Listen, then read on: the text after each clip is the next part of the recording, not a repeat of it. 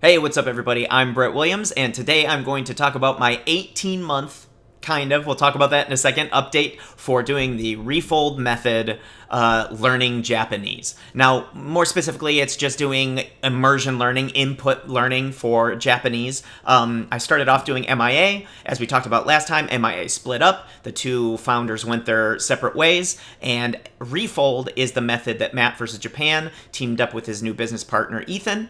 And they're creating the Refold method. And that's kind of like the theory and the method that I'm following. Let's get into why I said kind of 18 months. Well, for anybody that's been following my videos, you know that it hasn't been 18 months since I started. It's been more like 2 years. But there's some caveats to that. One is I got really unbelievably busy for about 6 months, okay?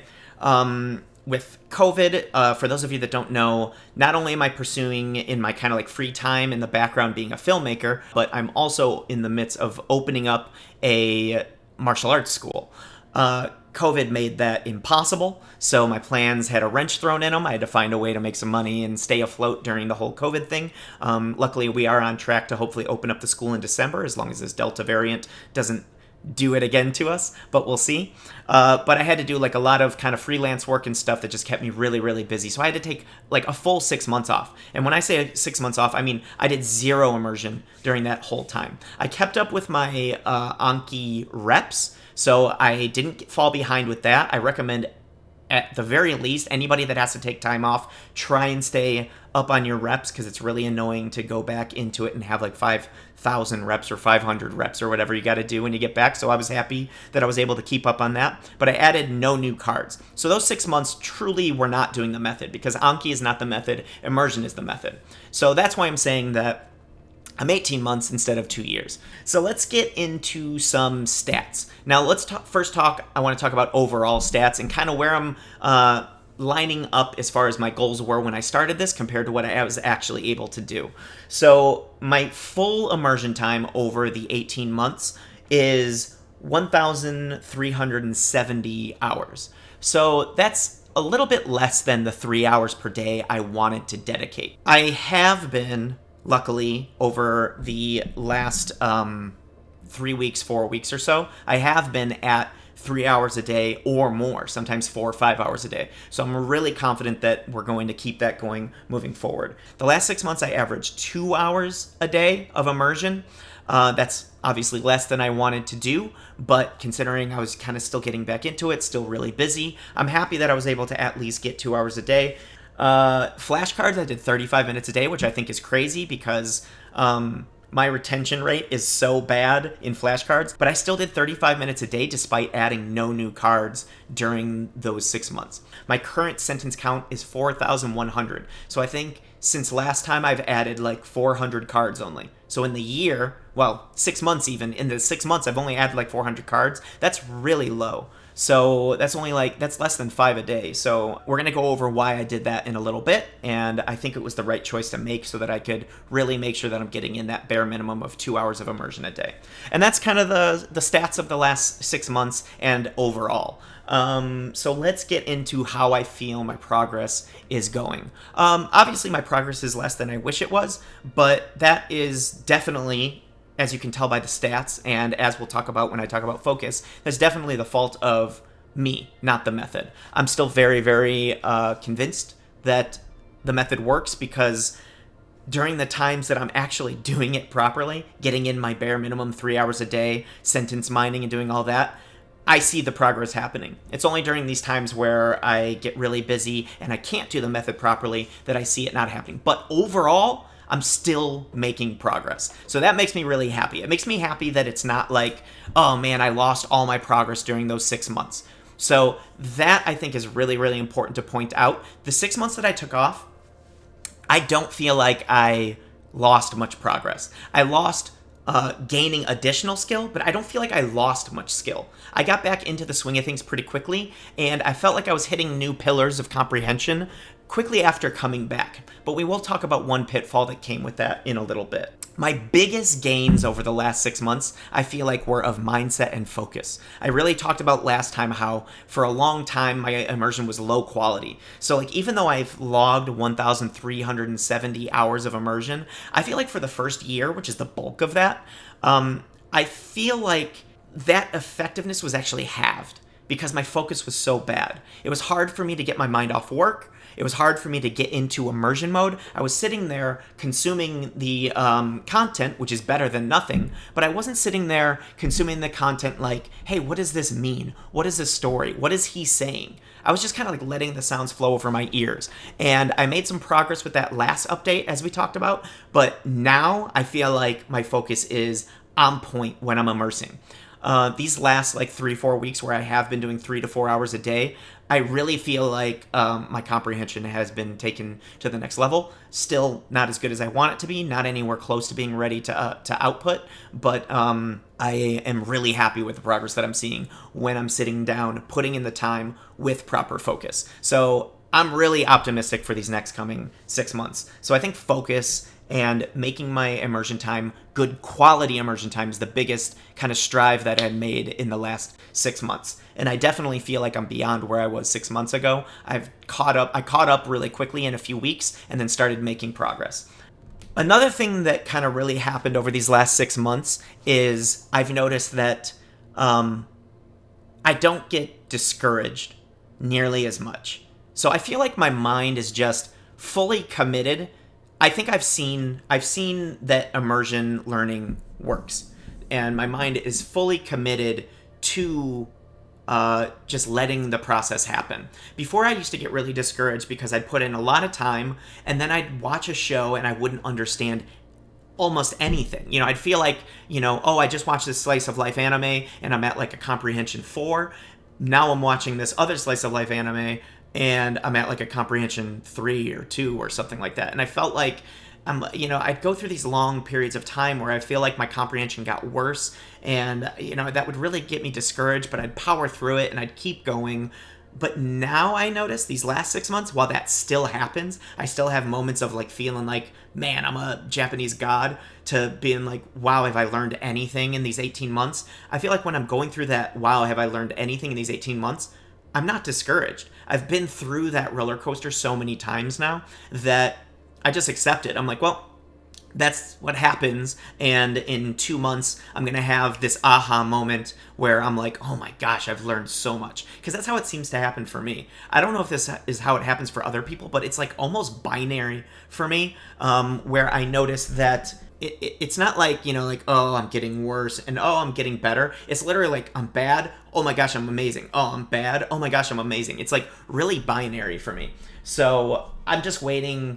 I just know now to wait for that next tentpole moment where I realize how much I've made. So I think that's also really good that I don't get discouraged at all anymore. And I think that that's really kind of also key to getting the most out of your immersion, because I think when you doubt the process, you are focused less and you're less invested and you're not sure if your work is going to pay off. I've been convinced at this point that my work's going to pay off, and I think that that's helped a lot with why I've been able to focus so much better. So I really hope that even though it's really hard to just take somebody's word for it, I hope people starting off can maybe see this and realize that we all went through what you're going through. We all don't understand why this process works. We all feel like we should be doing more actual active learning that makes us feel, nice and safe in our progress. But just trust the process, focus, and make sure you're trying to understand your immersion to the best of your ability in the moment, and you'll make progress. So let's go over some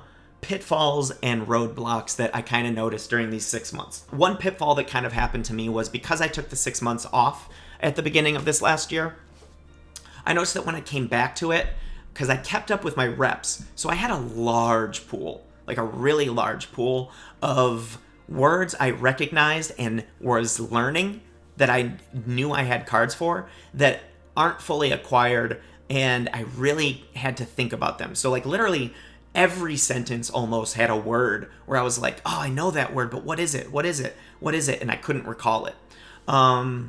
So this is one of the reasons why I kind of stopped adding as many cards, and I just wanted to focus on getting more immersion to solidify those words, because as your comprehension goes up, you get more and more from your immersion. So I didn't want to keep adding cards and taking time away from solidifying those. I wanted to work on getting that snowball bigger, that snowball effect bigger, so that I can get the most out of my immersion. So that's why I tried to get more immersion rather than keep adding cards. So that's why I didn't add as many cards this week. As far as Anki goes, I was doing vocab cards for a long time. Let's look at my Anki. I was doing vocab cards for a long time where I had reading word on front, and then sentence on the back. This is the thing, though, is that I've kept saying over the last 2 updates that I want to read more. Reading helps accelerate the process. But I've just come to realize I don't like reading. I'm not a big fan. My motivation for learning Japanese is to have conversations with my friends and when I travel there, which I do quite often. So, my reading, I don't know. I don't enjoy it, and I feel like one of the reasons my retention in the SRS is so bad, well, one is having vocab cards definitely ups the level that you have to be familiar with the word to get it right. When you have sentence context, it makes it easier to get it right. So that's one reason that I feel like I have low retention, but I think another reason that I have low retention is just because I'm not doing enough reading to solidify those words outside the SRS, so I'm relying mostly on the SRS. And I also think that this contributed to my other problem of having all these cued words that I couldn't register during my immersion because I wasn't hearing them, I wasn't testing their listening or anything like that. So I would say that I feel like, and this is just kind of like my instinct talking, I don't know what Matt would think of this, and he's obviously way more experienced than me, or I don't know what some of you, people that are much further along in the process would think of this, but I personally feel like your cards should reflect your immersion. If you're doing a good split between listening and reading, have your cards be split listening and reading. If you're doing a lot of reading, have most of your cards be reading. If you're doing a lot of listening, have most of your cards be listening. And that's kind of what I've started doing. We'll see in 6 months. I may realize that this is a bad idea. I do a lot of things that I realize 6 months later are a bad idea, but I've been I've been adding now more listening cards. Now, this had the problem before where listening cards have a lot of context. You have the inflection of their voice that can remind you what the word means. There's lots of clues, but I've come up with an interesting experiment that I'll talk about later that I think is helping me kind of combat that downside to having listening sentence cards. But that's kind of a roadblock that I came across was I don't think the word cards are working out for me. I think it's one of the reasons that I've been having problem with my listening comprehension and having words that cue, but then not being able to process them in my immersion because I'm used to seeing them just as a word. And even though it has context on the back, I'm not actively listening. I'm not testing that comprehension, that sentence level comprehension. So I was just focused on the word. And I think in my immersion that translated to me just focusing on the word. I think these word vocab cards probably work best for people that do a lot of reading. And I generally see a lot of people that do a lot of reading are the ones that really enjoy them. So that kind of makes sense to me. But, we'll see. Oh, and then the other thing I wanted to talk about was this too easy mindset. Now, I don't know yet what the solution to this pitfall is. I'm assuming that the best thing to do, because Stephen Krashen talks about, and Matt talks about, the more comprehensible, as long as it's not 100%, as long as you don't understand everything with ease, the more comprehensible your input, the more you get from it. But I've been finding that there's a lot of content now, especially like easy slice of life stuff, where I'm a comprehension 4, sometimes a comprehension 5 in. And it feels too easy for me, which is stupid because comprehension 4, I feel like, is the range you want to be in.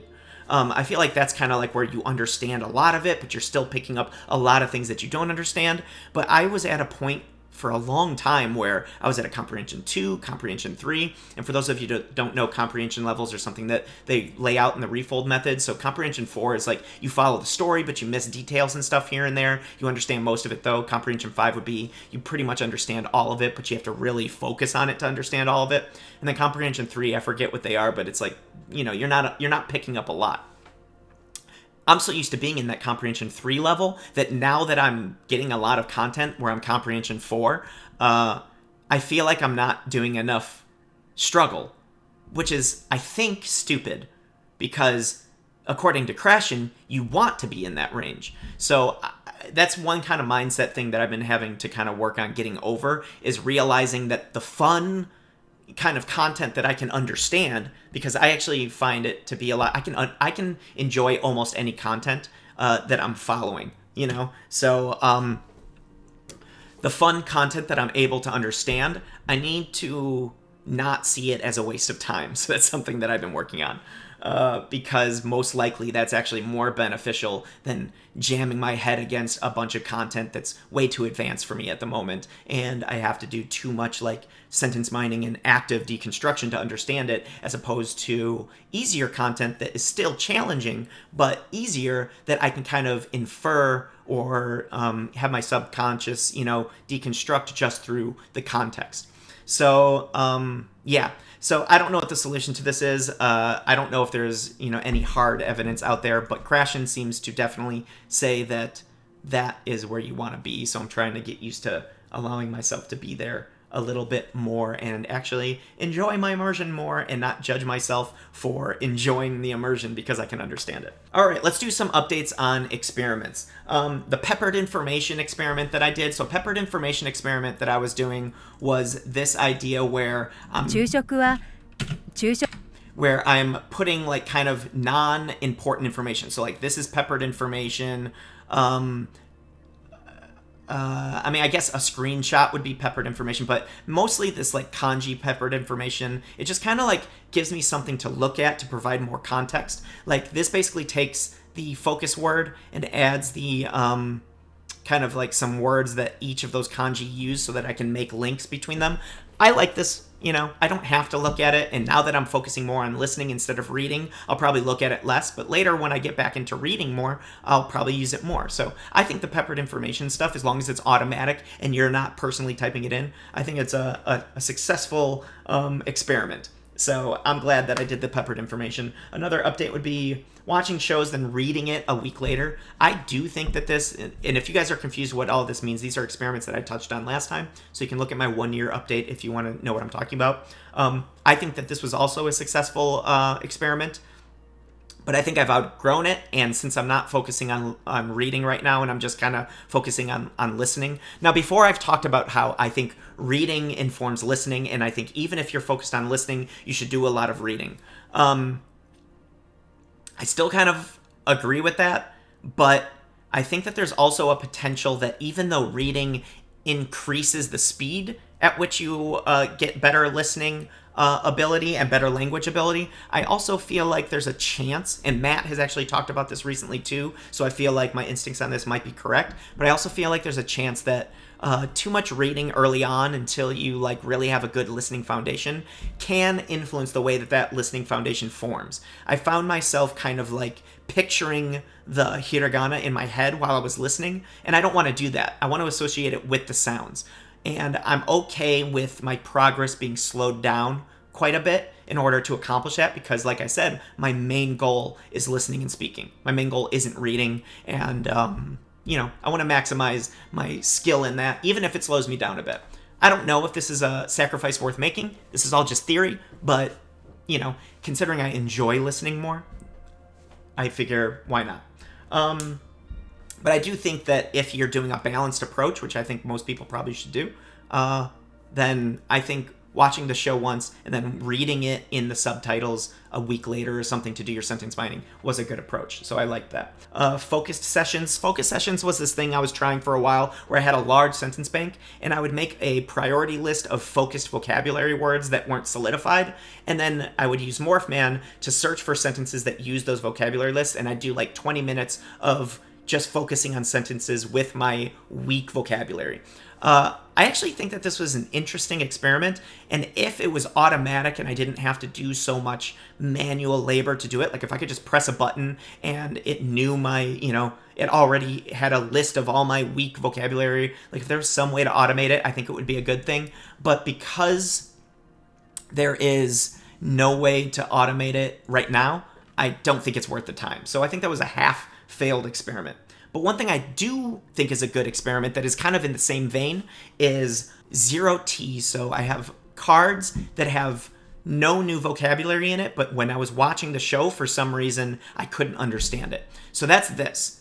And these are quick dying cards. So basically what they do is it shows it to me once a week, and as soon as I get it correct, they go away. So it's not adding a lot of SRS time. And then what I'll do is I'll take these sentences and I'll add them to passive listening. And I'll do like maybe 10 minutes, 20 minutes a day of passive listening with it. I have a lot more passive listening that I'm going to be able to add soon. So I think that this is going to get even more powerful. And then I listen to normal passive listening. As long as you have a sentence mining workflow that's really efficient, I really like this. But if it takes you more than 3 seconds, 5 seconds to make this card, it's not really worth it. But my sentence mining workflow is so efficient that I can just make these cards on the fly. I can make hundreds of them a day, and it takes like 3 minutes. So I really like this because it gives me the ability to drill vocab that I already know in new context so that my brain, it makes them more important, and hopefully acquires them quicker. But like I said, I retire them very quickly because I don't want to spend too much time in the SRS. So I don't add these to my normal rotation where I'm seeing them a month later or whatever. It shows it to me once a week. As soon as I get it correct once, I get rid of them. So I think that was actually a potentially successful, I still want to play around with it some more, but potentially successful experiment. The only downside is it's definitely less interesting than doing passive immersion that's a whole story. So I enjoy it less than listening to like a full episode of something in passive immersion. But as long as I only do like 10, 20 minutes of it a day, I found that I'm fine with it. So I really liked that. And that's kind of the update. This update wasn't as informative. I didn't have as much information, but that's kind of like what I went through the last 6 months. My goals for these next 6 months are to continue working on my focus, because as my focus gets better, I notice way more improvement. To definitely hit that minimum of 3 hours a day leading up to the opening of my school. I hopefully want to do 4 or 5. I doubt I could do more than 5, but I hopefully want to do more than 3 hours a day, because once the school opens, it's definitely going to come down. And I want to try and get my listening to the point where passive becomes much more effective so that I can like listen to stuff and have high comprehension while I'm working out in new material. Because right now, my passive is pretty much exclusively stuff I've already listened to get more reps of the stuff that I'm actively doing, or that I'm doing in active immersion. Another thing that I forgot to mention before that I think was a big win for this month was letting go of expectations. So I'm not going to set a goal. I've been, at the end of each one, I said, I now think I'm about a year away from outputting, being ready to output. I'm not going to set a goal for that anymore.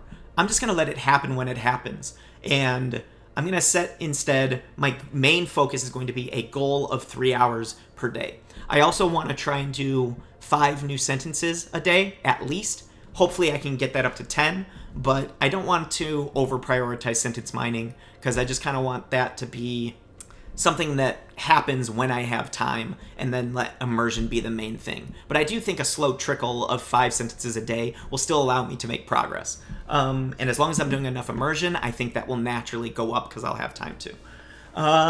So that's the past year. That was the past 6 months, and my only goal is 3 hours a day of active immersion minimum. That's really my main focus for these next 6 months. So good luck to everybody. Let me know if you have any questions. Obviously, you guys can always hit up the Refold Discord. I'm the admin in the Refold Discord, so I'm always in there. And even though I'm getting more and more busy, we have a lot of great people in the Discord that spend their time helping other people out. So we have a lot of good mods and a lot of good people that are really far along in the process that will help answer your questions and get you on your way. So that's it. I'll see you guys in 6 months.